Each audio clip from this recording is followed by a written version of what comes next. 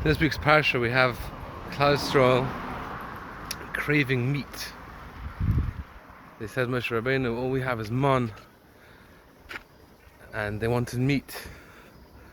And they said, we remember the days in מצרים when we had fish and different things for free. And Rashi explains it means chinam and mitzvahs. But they remember the days when they didn't have all these mitzvahs. So it looks like Klal Yisrael were in a very bad state.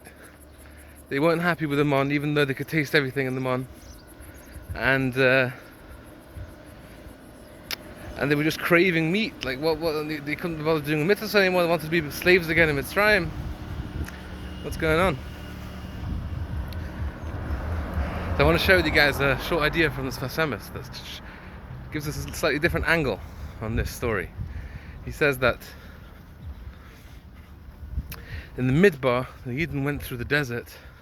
The Zohar explains the desert is the place of all the destructive forces, the negative forces, snakes and scorpions and thirst, and the Klal Yisrael were going through the desert and they were conquering all these negative forces for us, because if we would have all the negative traits that exist in the world without them having worked on them before us in the Midbar, we wouldn't be able to deal with it, because these traits are so strong.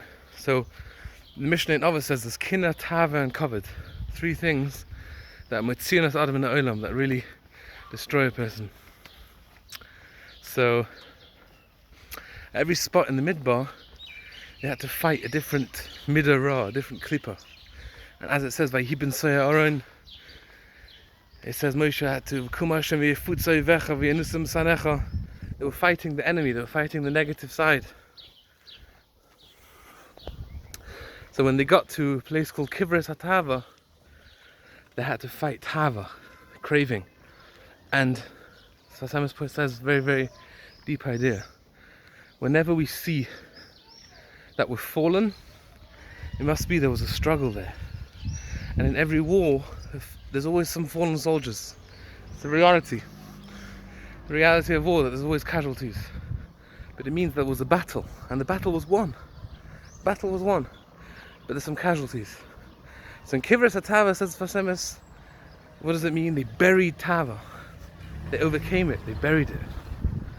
So that's a different angle. Not that they fell. Of course they fell, because when you struggle and when we battle, we're not going to win 100%. It's not possible.